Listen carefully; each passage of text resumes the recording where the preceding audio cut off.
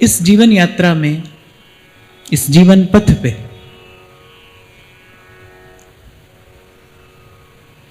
अनुभवी जनों का कहना है कि भूल का परिणाम शूल है।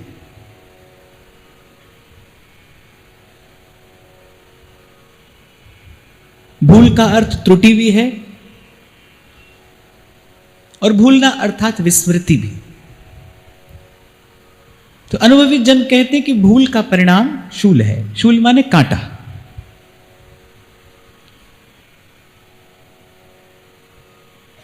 पर जब तक ज्ञान ना हो, जब तक बुद्धि में विवेक का विमल प्रकाश न हो, तब तक तो भूल होना स्वाभाविक है। भूल भी होती रहेगी और उसके परिणाम स्वरूप पांव में शूल भी चुभता ही रहेगा। और महापुरुष तो कहते हैं कि पर बस जीव स्वबस भगवंता। जीव परबस है। परबस अर्थात किसी के अधीन है। और मैं तो कहता हूं, सब समेट कर मैं कहूं तो जीव अपनी इच्छा के अधीन है। जैसी मन की इच्छा होती है वैसा ही मार्ग चुनता है, उसी मार्ग पर चल पड़ता है। हित अहित का विचार किए बिना चल पड़ता है। तो जीव अपनी इच्छा के अधीन है। तो ये जो भूल है ये जीव के स्वभाव में है, ये स्वभाव में आ गई है। कभी जाने हो जाती है, कभी अनजाने हो जाती है। पर महापुरुष कहते हैं भाई अंगारे पर कोई अनजाने में पांव रख दे या जानबूझकर पांव रख दे, परिणाम तो एक ही आता है। अग्नि तो पांव को जलाती है। ऐसे ही भूल जाने हो अनजाने हो, लेकिन उसका परिणाम तो जीवन में आता है। बहुत दिनों से हम चर्चा कर रहे हैं भाई, जो जस करही सो तस फल चाखा। भक्तमाल में श्री माधव दास जी जगन्नाथी जी का चरित्र आता है। कहते हैं उनकी भावना सिद्ध हो गई, श्री जगन्नाथ जी ने उनको अंगीकार कर लिया। अनेक अनेक बार श्री ठाकुर जी ने अपनी स्वीकृति का परिचय दिया। और मुझे लगता है प्रभु जिसे स्वीकार कर लें उसे क्या करना शेष रह जाता है, क्या कहना और क्या पाना। स्वीकार कर लिया। और कहते हैं एक बार कोई रोग हुआ, रोग के कारण उनको बार बार मल त्याग करने के लिए जाना पड़ता था। और अंततः शरीर इतना शिथिल पड़ गया कि समुद्र के किनारे अचेत पड़ गए। जब चेतना लौटी तो क्या देखते हैं कि श्री ठाकुर जी अपने हाथ से उनका मल धो रहे हैं। कहते माधव दास जी को अपार पीड़ा हुई ये दृश्य देखकर। और स्वाभाविक है, उन्होंने प्रभु से कहा, प्रभु आप जानते नहीं कि आपको ऐसा करते देखकर मुझे अपार कष्ट हो रहा है। आप ये क्रिया करने की बजाय, आप अपने कर कमलों से ऐसी क्रिया कर रहे हैं, आप ये क्रिया करने की बजाय ये मेरा रोग ठीक क्यों नहीं कर देते। तो श्री ठाकुर जी ने मुस्कुराते हुए कहा, ये प्रारब्ध है, अगर आज छोड़ दिया जाएगा तो इसका बीज रहेगा और कालांतर में फिर फलीभूत होगा। मैं प्रारब्ध के भोग में तुम्हारे साथ हूं, मैं प्रारब्ध के भोग में तुम्हारे साथ खड़ा हूं, मेरा हाथ है, मेरा साथ है। पर ये प्रारब्ध है, ये तो भोगवान है, इसे तो भोगना ही होगा। ये घटना जब मैंने पहली बार पढ़ी तो समझ में आती है ये बात कि कर्मा की रेखा न्यारी रे। इसीलिए सूरदास कहते हैं भाई होनी होके रहे, रे विधना टारे ना ही टरे। इसलिए बार बार निवेदन किया जाता है आपको कि भाई करने से पहले सावधान होइए, करने के बाद सावधान होने का कोई लाभ नहीं है। फिर तो कर्म का बीज पड़ा, वो आज नहीं तो कल कालांतर में फलीभूत अवश्य होगा।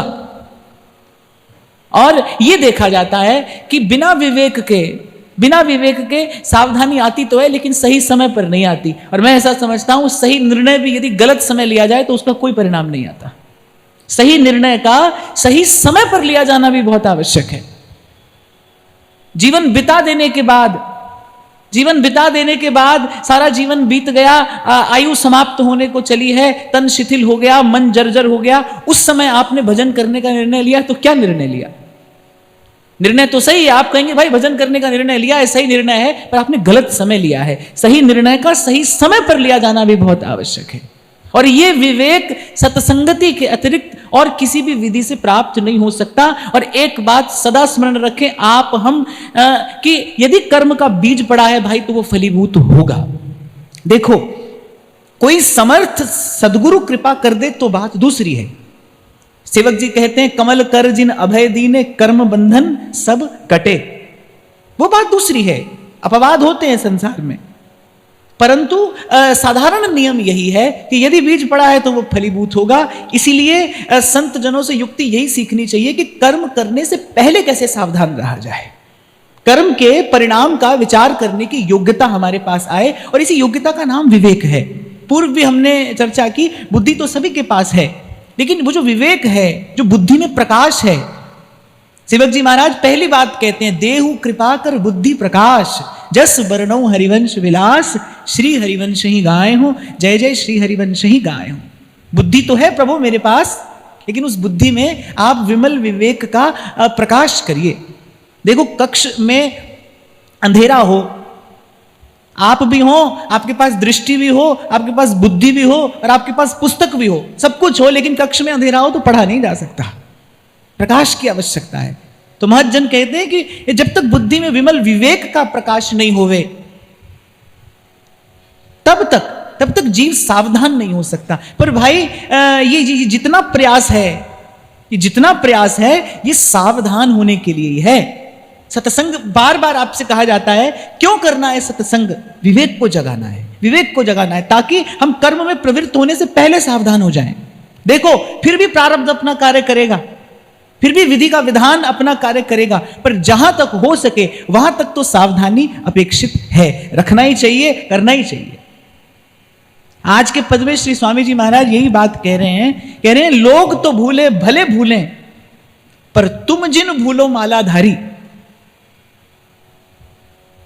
देखो, मुझे ऐसा लगता है कि या तो जीव अपने स्वरूप का सदा स्मरण रखे, तब भूल नहीं होगी, या प्रभु के स्वभाव का सदा स्मरण रखे तो भूल नहीं होगी, और नहीं तो प्रभु से अपने संबंध का सदा स्मरण रखे तो भूल नहीं होगी।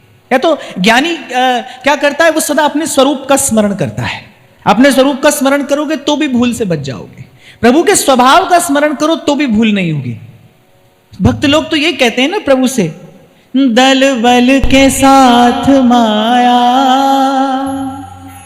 घेरे जो मुझे आकर, तुम देखते ना रहना, झट आके बचा लेना। वो प्रभु के स्वभाव का विचार करते, प्रभु कि मैं तो भूलूंगा, ढुर ढुर जाऊं, गह गह लेवो, विषय और जाने नहीं देवो। वो प्रभु के स्वभाव का विचार करता है, ज्ञानी अपने स्वरूप का विचार करता है। और या फिर गुरु की ओर देखिए, और मुझे लगता है कि गुरु कौन है? जिसने आपको प्रभु से आपके संबंध का परिचय दिया है। गुरु की ओर देखिए तो फिर प्रभु से संबंध का विचार करिए। आपके मन में जब ये भावना दृढ़ हो जाए, जब इस बात का दृढ़ निश्चय हो जाए कि मैं कौन हूं। अभी 2 दिन पहले इसी विषय पर बड़े विस्तार से चर्चा हुई कि जब तक आप समझो कि मैं स्त्री हूं तब तक भूल होगी, जब तक समझो पुरुष हूं तब तक भूल होगी। जैसे अपने स्वरूप में स्थित हो कि मैं न स्त्री हूं न पुरुष हूं, मैं तो प्रभु का दास हूं, प्रभु का सेवक हूं। और हमारे आचार्य ने जो हमें संबंध दिया कि मैं कौन हूं, मैं प्रियाजू की सहचरी हूं, मैं प्रियाजू के चरणों की दासी हूं, उनकी किंकिरी हूं। जब इस भाव में, इस संबंध में आपकी दृढ़ता हो, आपकी निष्ठा हो, तब भूल से बचा जा सकता है। और फिर स्वामी जी तो कहते हैं, भाई संसार भूले तो भले भूले, जिसको मनुष्य का देह मिला हो और उसके बाद इस श्रेष्ठ भारत भूमि में जन्म मिला हो, और फिर उसके बाद गुरुजनों के चरणों की छाया मिली हो और आचार्यों की कृपा से भगवत संबंध मिला हो। जैसे पुष्टि संप्रदाय में दीक्षा को क्या कहते हैं? ब्रह्म संबंध, कि प्रभु से संबंध हो गया। एक साधारण घर की कन्या का यदि एक बहुत ऊंचे घर में संबंध हो जाए, अभी विवाह नहीं हुआ हो, केवल संबंध हुआ हो, तो लेकिन संबंध होने के दिन से ही उसको अपना पूरा आचार विचार, अपनी मान मर्यादा अपने उसी बड़े घर के अनुरूप करनी पड़ती है कि नहीं करनी पड़ती है?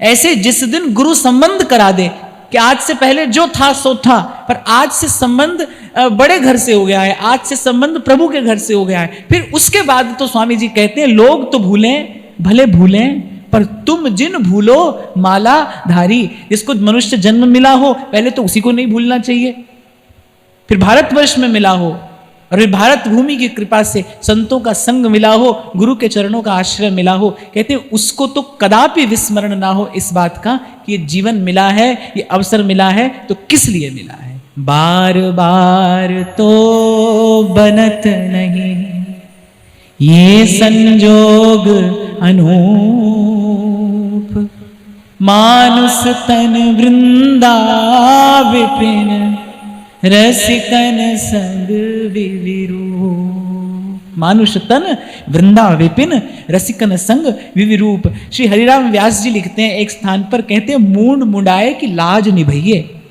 ये जो आपके मेरे माथे पर ये सुंदर तिलक, ये गले में कंठी, ये जो गुरुजनों ने हाथ में जप की माला दी है, जपने के लिए जो नाम दिया है, तो व्यास जी कह रहे हैं ये जो प्रसाद प्रभु ने दिया है, बोले अब इसके प्रति धन्यवाद व्यक्त करिए, इसके प्रति कृतज्ञता ज्ञापित करिए। और इसके प्रति कृतज्ञता ज्ञापित करने की विधि क्या है? वाणी कहती है संत की सेवा और नाम ध्याइए, नाम ध्याइए। गुरु की सेवा करनी है तो सुमिरन करिए, भजन करिए, अपने जीवन को प्रभु के योग्य बनाइए। बार बार आपसे निवेदन करता हूं कि शिष्य सफल नहीं होता, उसका साधन, उसकी सामर्थ्य उसे कहीं नहीं पहुंचाती। गुरु का संकल्प उसे सफल कराता है, गुरु का संकल्प प्रभु के चरणों तक पहुंचाता है। जैसे शिष्य गुरु के चरणों में जाता है, जैसे शिष्य गुरु के चरणों में जाता है, झुकता है, प्रणाम करता है, गुरु के मन में, यदि गुरु है तो उसके मन में यही एक संकल्प आता है कि इसका कल्याण हो, प्रभु इसे अपने चरणों में स्वीकार करे। आप और मैं क्या करते हैं? आप और मैं गुरु के संकल्प में साधक होने के स्थान पर कई कई बार अपनी भूल से बाधक बन बैठते हैं। जब अपनी बुद्धि का प्रयोग करते हैं, जब अपने आधे अधूरे ज्ञान का प्रयोग करते हैं, तो होता क्या है? ऐसा तो नहीं कि गुरु का संकल्प असफल हो जाएगा, सफल तो होगा, लेकिन कभी कभी हमारी भूल से उसमें थोड़ा विलंब हो जाता है, उसमें देरी हो जाती है। पर ध्यान रखना, गुरु के संकल्प में, गुरु ने आपके लिए संकल्प किया है, यही उसकी गुरुता है, यही उसका गौरव है। गुरु ने आपके कल्याण के लिए संकल्प किया है, अब उसके संकल्प में साधक होइए। और साधक कैसे होना है? बस भजन जल से सींचो करे बारंबार, उस बीज को भजन के जल से सींचिए जो गुरु ने आपके हृदय में डाला है, उसे भजन के जल से सींचिए और साथ में सत्संग की बाढ़ दृढ़ कर गइए। व्यास जी लिखते हैं कि मूंड मुंडाए की लाज निभइए, माला तिलक स्वांग धर हरि को। बोले मार गार सब ही की सही है। ये जो प्रथम पंक्ति स्वामी जी ने कही ना, बड़ा विशद अर्थ है इसका, बड़ा उदार अर्थ है इसका, विस्तृत अर्थ है इसका। अरे लोग तो भूले भले भूलें, अरे संसार भूल रहा है तो उसको भूलने दीजिए, पर सावधान करते हुए कह रहे हैं पर तुम जिन भूलो मालाधारी। और मुझे लगता है इसमें दोनों बातें हैं। एक तो ये बात है, एक तो अभिधा अर्थ ये है कि जिसने वैष्णव वेश धारण किया है, जो स्वयं को प्रभु का भक्त कहता है, जो कहता है कि मैं साधक हूं, उसे तो अवश्य ही सावधान रहना चाहिए, सतत सावधान रहना चाहिए। कल की चर्चा में शायद मैं कह रहा था कि किसी ने कहा कि बोले वो तो अभी साधक हैं, तो मैंने कहा साधक भी नहीं हुए भाई, क्योंकि अभी भी असावधानी होती है। साधक तो सतत सावधान रहता है। इसीलिए मैं आपसे निवेदन कर रहा था भाई, साधक हो जाना तो बहुत बड़ी उपलब्धि है, बहुत बड़ी बात है। साधक कौन है? जो सतत सावधान है वो साधक है, जो सतत सावधान है, सदा सावधान, तत्पर, सजग, वो साधक है। तो अभी तो भाई साधक होने में भी देर है, अभी तो उसमें भी हम प्रयास कर रहे हैं, क्योंकि अभी भी भूल होती है, अभी भी असावधानी हो जाती है, अभी भी कभी कभी जहां मन नहीं जाना चाहिए, कब हूं मन इत उत चल जात, वहां मन जाता है। अभी भी कभी कभी अवांछित भाव मन में आता है, आ ही जाता है, तो अभी तो भूल हो रही है, इसलिए अभी तो साधक बनने का भी प्रयास किया जा रहा है। तो एक तो स्वामी जी अभिधा अर्थ तो यही है इस पंक्ति का कि भूल ना हो, और दूसरा ये कह रहे हैं कि साधारण व्यक्ति भूले, साधारण व्यक्ति भूले तो उसे थोड़ा दंड है, पर वेशधारी, हाथ में जब की माला हो। मैं सीधा ही उदाहरण आपको देता हूं। चौक चौराहे पर खड़ा एक व्यक्ति मान लो किसी को गाली दे रहा है, कोई आएगा और चला जाएगा उसे देखकर, उसके मन में शायद कोई भी भावना आए, लेकिन कोई साधु का वेशधारी, किसी के हाथ में जब की माला हो, माथे पर सुंदर तिलक हो, और वो ऐसा कार्य करता होगा, तो उसके प्रति मन में अभाव आएगा कि नहीं आएगा? उसके प्रति मन में अश्रद्धा होगी कि नहीं होगी? इसीलिए जब आपके माथे पर तिलक हो, हाथ में माला हो, प्रभु ने आपको कृपा करके ये वेश दिया हो, तो आपका जीवन के प्रति, आपका प्रभु के प्रति, आपका गुरुजनों के प्रति कर्तव्य और बड़ा हो जाता है, और अधिक हो जाता है। जो संसार में भक्त कहलाता है, जो संसार में साधक कहलाता है, उसको तो विशेष सावधानी की आवश्यकता है, उसे तो सावधान रहना ही चाहिए। देखो भाई, जैसे जैसे संसार में ऊंचा स्थान मिलता जाता है ना, वैसे वैसे आपका कर्तव्य भी ऊंचा होता चला जाता है, कर्तव्य भी बड़ा होता चला जाता है। और फिर हमारा नाम तो श्री महाप्रभु जी की कृपा से श्री जी से जुड़ा, राधा वल्लभ लाल से जुड़ा है। तो मुझे लगता है शिष्य का जीवन तो ऐसा हो जो गुरु का गौरव बने। जैसे कहते हैं ना, बालक जो होता है वो माता पिता का दर्पण होता है, ऐसे शिष्य जो होता है वो अपने गुरु का दर्पण होता है। उससे प्रतिबिंबित होती है कुछ कुछ बात, उसका अपने गुरु के प्रति, गुरु चरणों के प्रति, आचार्य चरणों के प्रति एक बड़ा महत् कर्तव्य है, गुरुतर कर्तव्य है।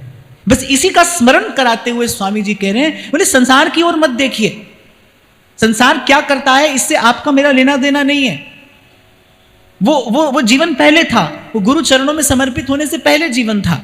अब जब गुरु के चरणों का आश्रय मिल गया है तो फिर कह रहे हैं लोग तो भूले भले भूलें पर आप मत भूलिए।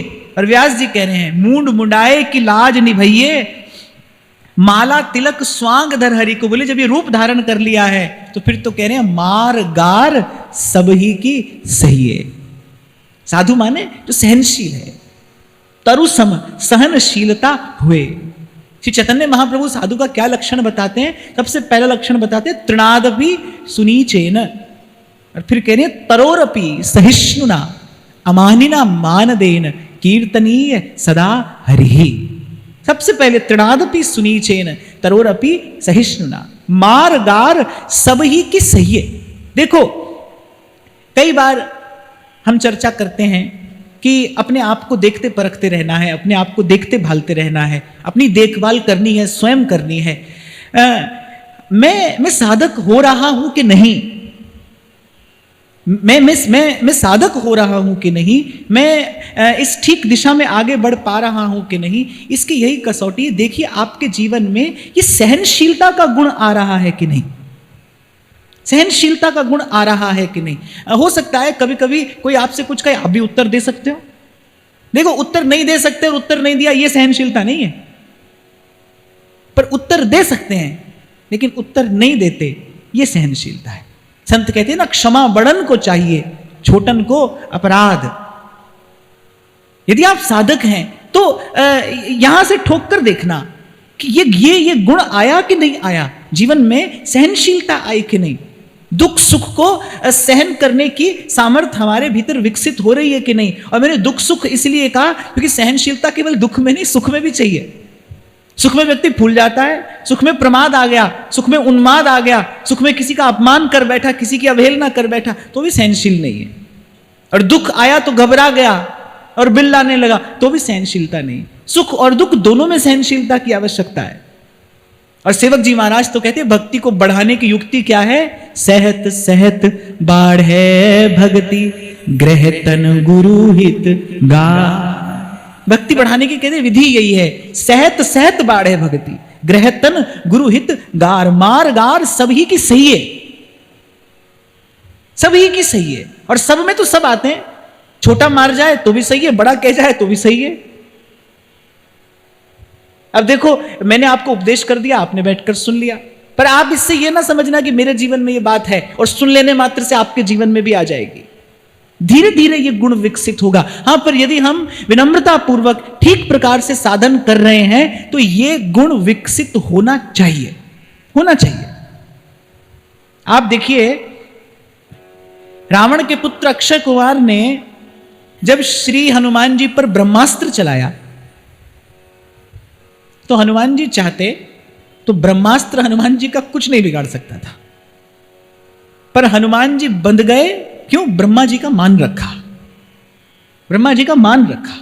लंका वासियों ने क्या क्या नहीं कहा, हनुमान जी सुनते रहे, मुस्कुराते रहे। हनुमान जी ने एक भी लंकावासी को दंड नहीं दिया, एक भी लंकावासी को हनुमान जी ने कोई उत्तर नहीं दिया।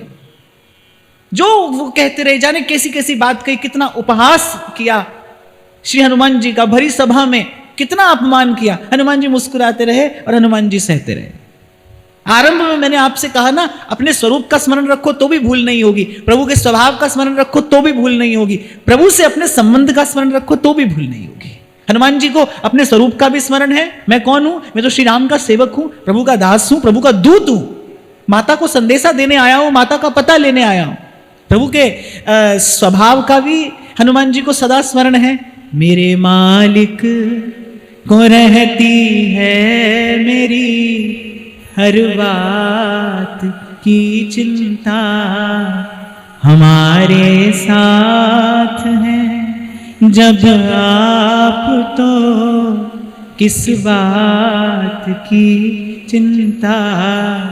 चरण पर रख दिया जब माथ तो किस बात की चिंता हमारे साथ है, जब आप तो किस बात की चिंता। और फिर कहते हैं कि अनन्य व्रत धर सत जिन छाड़हूं, और विमद संतन की संगति रहिए, और विधि व्यापार जार सो कलयुग हरि भरतार गाढ़ो कर गईये, और मूड मुडाए की लाज निभइये। मूड मुडाए की लाज निभइये। अरे देखो, एक साधारण व्यक्ति कोई बुरा कर्म कर देता है, कोई नहीं पूछता। साधु वेशधारी से ऐसा हो जाए तो खबर बनती है। सारे संसार में साधुता का अपयश होता है। हम प्रभु के हैं भाई, हम प्रभु के हैं। गुरु की कृपा से, हमारे आचार्य की कृपा से हमारा प्रभु से संबंध हो गया है, हमारा प्रभु से संबंध हो गया है। अब इस बात का हमारे भीतर मान भी हो, अस अभिमान जाई जन भोरे, मैं सेवक रघुपति पति मोरे। इस बात का, इस भाव का हमारे भीतर मान भी हो, और इस बात का ही हमारे भीतर सम्मान भी हो। आगे कहते हैं कि लोग तो भूले भले भूले, तुम जिन भूलो मालाधारी, और कह रहे अपनो पति छाड़ औरन सो रति, जो दारन में दारी। दारी कहते पुंश्चली स्त्री को, व्यभिचारिणी। तो कह रहे अपनो पति छाड़ औरन सो रति, जो दारन में दारी। अभी आपसे मैं कह रहा था ना, एक साधारण से घर की कन्या का बड़े घर में संबंध हो जाए, फिर तो भाई संबंध होते ही उसको बड़े घर की मान मर्यादा का पालन करना पड़ता है। उसको बहुत कुछ सीखना पड़ता है, बहुत कुछ समझना पड़ता है। कभी कभी तो उसे उठना बैठना, चलना फिरना, खाना पीना, ये छोटी छोटी बात भी सीखनी पड़ती है। उसको श्रेष्ठ कुल के अनुरूप आचरण करना पड़ता है। तो स्वामी जी यही कह रहे हैं, अपनो पति छाड़ औरन सो रति, जो दारन में दारी। अर्थात एक बार प्रभु से संबंध हो गया, एक बार गुरु ने कृपा करके प्रभु से नाता जोड़ दिया, फिर उसके बाद तो भाई संसार की ओर देखना, संसार की आशा करना व्यभिचार है। आगे भी शायद एक बार मैंने आपसे निवेदन किया था कि तन के धरातल पर देह से यदि कोई व्यभिचारी है तो देखो समाज में उसकी कितनी निंदा है, उसका कितना अपयश है। सज्जन पुरुष कभी उसकी ओर देखते भी नहीं। अगर कोई व्यभिचारी हो, अगर कोई देह से व्यभिचार करता हो, तन से व्यभिचार करता हो, तो बड़ा निंदनीय, बड़ा घृणित कृत्य माना जाता है। पर अगर हम कभी सत्य के धरातल पर उतरे ना, तो हम देखेंगे मन से तो हम सभी व्यभिचारी हैं। मन से तो हम सदा ही व्यभिचार करते हैं, प्रभु के होकर, प्रभु के कहा कर, फिर संसार की आशा। ये व्यभिचार नहीं है तो क्या है? पर मुझे लगता है तन से बड़ा व्यभिचार मन का व्यभिचार है। देखो, मैं बड़ी विनम्रता पूर्वक की बात कह रहा हूं, क्षमा याचना पूर्वक। देह के व्यभिचार में तो कभी कभी किसी को प्रारब्ध वश भी आना पड़ता है, परिस्थिति वशात भी आना पड़ता है। हो सकता है कि बेचारे की मन की इच्छा न हो और परिस्थिति वशात उसे उस नरक में धकेल दिया जाए। पर मन का व्यभिचार तो भाई हम अपनी राजी से करते हैं, अपनी असमझ से करते हैं, अपने अज्ञान से करते हैं। हाँ, पर यह स्मरण रखना भाई, प्रभु के होकर, प्रभु के कहलाकर और संसार की आशा, ये मन का व्यभिचार है। और जब हम इस परिभाषा को सामने रखकर, जब हम इस वाक्य को सामने रखकर अपने को देखेंगे, तो हमें लगेगा कि मन से व्यभिचार तो भाई हम सभी करते हैं, और हर दिन करते हैं। हर दिन प्रभु से कहते हैं त्वमेव सर्वम मम देव देव, हर रोज प्रभु से प्रार्थना। लेकिन मन की आशा वही संसार से बंधी है, मन को आश्रय उसी संसार का है। तो इसकी निंदा सत्पुरुष करते हैं, कह रहे अपनो पति छाड़, फिर औरन सुरति, और में प्रभु के अतिरिक्त सब आते हैं। औरन सुरति, जो दारन में दारी। अब फिर किया क्या जाए? फिर ये जो और हमारे जीवन में है प्रभु के अतिरिक्त, फिर इनका क्या किया जाए? माता पिता है, पति पत्नी है, भाई बंधु हैं, ये जो मित्र हैं, ये जितना भी संसार है, ये सब और में ही आते हैं। स्वामी जी ने कहा जो और सुरति करे, तो फिर इनका क्या किया जाए? तो इसका उत्तर यह है कि इनसे रति ना करे, इनकी सेवा करे। इनसे रति न करे, इनकी सेवा करे। और मैं तो कहता हूं संसार के मोह पाश से छूटने की युक्ति यही है। स्वामी श्री शरणानंद जी महाराज तो बहुत बल देते थे इस बात पे। वो कहते थे संसार के मोह पाश से छूटने की युक्ति ये कि संसार की सेवा करिए।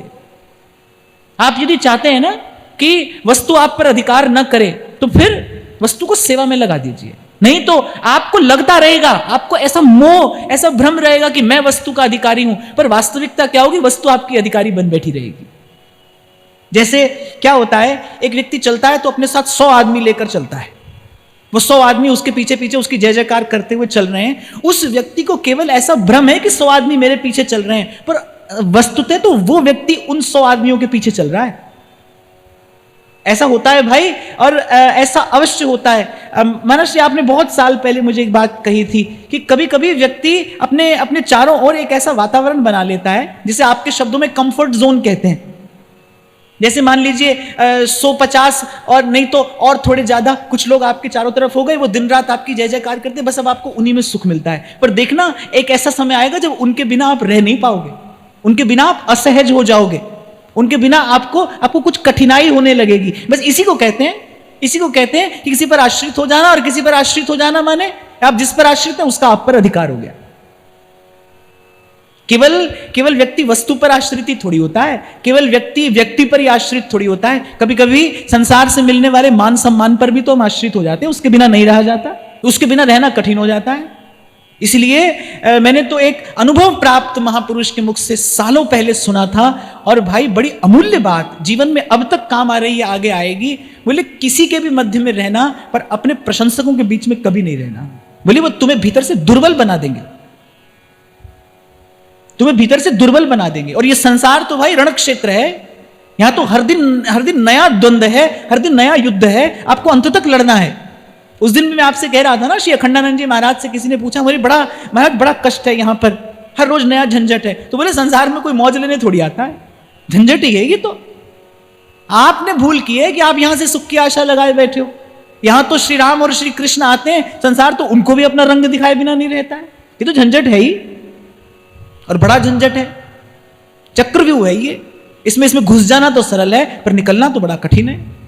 चक्रव्यूह जैसा है ये। तो ध्यान रखना कि आपके जीवन में ये पराश्रय ना आ जाए। और मैं फिर दोहरा रहा हूं, केवल व्यक्ति और वस्तु पर ही आश्रित नहीं होते हम। इस मान सम्मान की बड़ी बुरी आदत पड़ जाती है, बुरी आदत। प्रभु के सामने भी जब व्यक्ति जाता है ना, तो भी ये अभ्यास, ये आदत छूटती नहीं, और वैसा ही होकर जाता है। वैसी आशा अपेक्षा लेकर प्रभु के सन्मुख जाता है, और ऐसे ही फिर खाली हाथ लौट आता है, और जीवन रीता ही चला जाता है।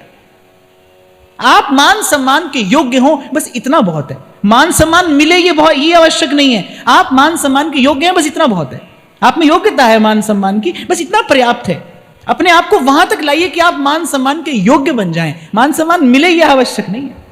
और मुझसे कोई पूछे ना ये सब क्या है, तो मैं तो कहता हूं बुरी आदत है, पड़ जाती है, और फिर छुड़ाए छूटती नहीं। मान बढ़ाई ईर्ष्या तुलसी दुर्लभ, ये फिर छुड़ाए छूटती नहीं।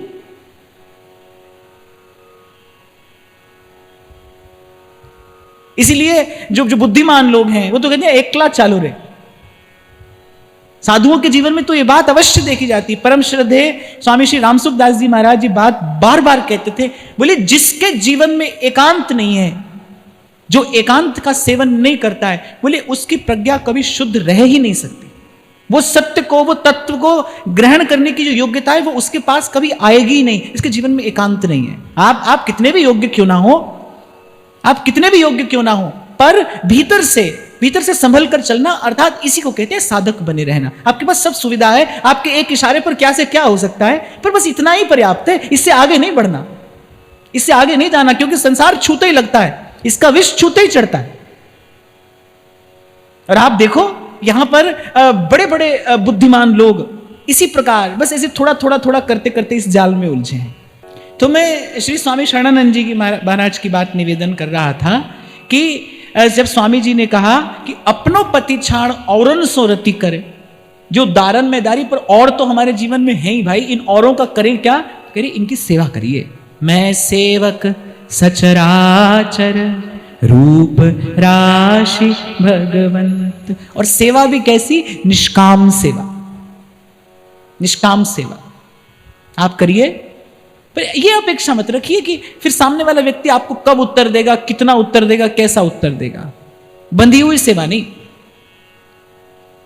बंधी हुई सेवा ना हो, निष्काम सेवा आप करिए, आपको उत्तर प्रभु देंगे। और भाई मैं बड़ी दृढ़ता पूर्वक की बात आपको कह रहा हूं, क्योंकि मैंने इसको जीवन में अनेक बार अनुभव किया, आज तक करता हूं। आप कर दीजिए। बड़े लोग कहते थे ना, नेकी कर और दरिया में डाल। आप आज करिए, आपको वो वस्तु तब मिलेगी जब आपको उसकी सर्वाधिक आवश्यकता होगी। कोई देगा, कोई आपके लिए लेकर आएगा। एक संत तो कहते थे, बोले बेटा कभी कभी मरुस्थल में जाए ना, रेगिस्तान में जाए तो पानी बांध कर ना ले जाना। बोले आज किसी प्यासे को पिला, तुझे कोई वहां पर देगा। आज किसी प्यासे को पिलाइए। वो जो नेकी करके आज आप दरिया में डाल दोगे ना, कल कभी जब जीवन में तूफान आएगा तो वही कश्ती बनकर आपके पास आएगी, वही नौका बनकर आपके पास में आएगी। और एक बात और है भाई, जो माया है ना, वो तो मायापति की है। सेवक के पास नहीं रहती, वो स्वामी के पास जाती है। संसार में जो सेवक बनकर रहे उसे कोई भय नहीं है, उसे कोई चिंता नहीं है। तेरे सेवक को भौ किछ नाही, जमुना नेरे, मेरे राम राय तू संता का संत थे। सेवक को कोई भय नहीं है। भगवान की माया से तो उसको भय जो स्वामी बना बैठा है यहां पर। जैसे ही आप में ये स्वामी पना जगा, वैसी माया चिपकती है आकर, और फिर ऐसी चिपकती है कि जब तक धूल में नहीं मिला दे तब तक नहीं छोड़ती। और जो प्रभु का सेवक बना बैठा है, एक उदाहरण दिया था मैंने आपको उस दिन कि बिल्ली जिस मुंह से, जिस पैने दांत से चूहा मारती है, वो उसी से अपने बालक को सुरक्षित स्थान पर भी लेकर जाती है। ऐसे ही भगवान की माया है। जो कदापि माधो भजे माया चेरी हुए। भगत रसिक देव कहते, बड़ी काम की बात है, माया को सब जग भजे, माधो भजे न कोई, जो कदापि माधो भजे माया चेरी हो। और केवल इतना ही नहीं कहा, यहां तक कहा कि माया चेरी होए रहे पगसों लपटानी। चेरी माने सेविका। बोले भक्त की तो माया सेविका होकर रहती है। जो सेवक है उसकी माया सेविका होकर रहेगी, और जो स्वामी बनता है यहां, उसके सर पर चढ़कर बैठती है। और जैसी माया सर पर चढ़ती है, आप कहते हो ना, बोले उसके तो उसका पैसा सर चढ़कर बोलता है। और जब माया सर पर चढ़ती है तब सब असावधानियां होती हैं, तब सब भूल होती है, तब अवज्ञा होती है, अवहेलना होती है, और बस इसी प्रकार जीव का पतन हो जाता है। इसलिए भूल ना करिए। और इस दूसरी पंक्ति का यही भेद है कि और से रति कब ना हो, जब सबकी सेवा हो। देखो, सेवा ऐसा पवित्र भाव है जिसकी भूमिका में विशुद्ध प्रेम है। इसीलिए हमारे आचार्यों ने अपनी उपासना का जो केंद्र बिंदु रखा वो सेवा, कि जिस दिन अपने यहां पर दीक्षा होती है उसी दिन से जीवन में क्या आ जाता है, श्री जी की सेवा। सेवा का भाव जीवन में आ जाता है। जिस दिन से हम आचार्य के शरणागत हुए, हमारे जीवन में एक एक भाव आ गया, सेवा का भाव। और ये भाई इतना समर्थ भाव है, ये इतना समर्थ है कि ये जीव को भीतर बाहर से शुद्ध कर देने में सक्षम है। और फिर दोहराकर हम आगे बढ़ते हैं कि संसार के इस प्रपंच से यदि मुक्त रहना है तो बस इसे प्रभु का जानकर, प्रभु का मानकर इसकी सेवा कर दीजिए। देखो भाई, रहना तो यहां पर पड़ेगा, और खबर नहीं एक बार रहना पड़े या बार बार रहना पड़े। हम तो क्या है ना, अपनी इच्छा से निकुंज पहुंच जाते हैं। हम तो अपनी इच्छा से ही पहुंच जाते हैं। जो भी मरे वो स्वर्ग ही जाता है। ऐसे ही तो होता है ना। अभी उस दिन मुझे ये बालक सुना रहा था, महाराज जी कोई कथा कह रहा था तो वो इसी बात पर चर्चा कर रहे थे। बोले कि ब्रजवासी थे, बोले ऊपर तो लिखो है कि पिताजी को स्वर्गवास है गए हो, और संग ही लिखो है बड़े शोक के साथ सूचित किया जाता है। बोले स्वर्ग जावे के ताई तो लोग गंगा नहा रहे हैं, जमुना नहा रहे हैं, कथा बचवा रहे हैं। अब जो स्वर्ग ही गए हैं तो फिर शोक का बात को है। हाँ, तो मैंने कहा बात तो ठीक है, जब खबर होगी स्वर्ग ही गए हैं फिर शोक काय बात को है। अच्छा, उन्होंने तो और विस्तार से समझाया। हाँ, बोले जो पिताजी बता के ही गए हैं कि मैं कहां जा रहा हूं लल्लू, फिर तो लिख दो स्वर्ग जा रहा हूं। और जब तुम्हें पता है ही ना है कि पापा गए हो कहां है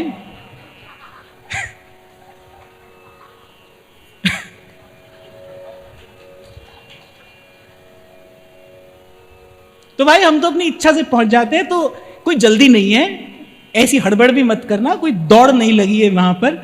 जब श्री जी बुलाएंगे तब जाना होगा, तो अभी तो यहीं रहना है। और इसीलिए मैंने कहा एक बार नहीं, हो सकता है भाई बार बार आना पड़े, बार बार रहना पड़े, रहना यही है। और मुझे लगता है जहां रहना हो उस वातावरण को स्वस्थ बनाकर रखना चाहिए। और इस विषम संसार में, इस विकृति से भरे संसार में स्वस्थ वातावरण केवल सेवा से ही बनाया जा सकता है। सबकी सेवा करिए।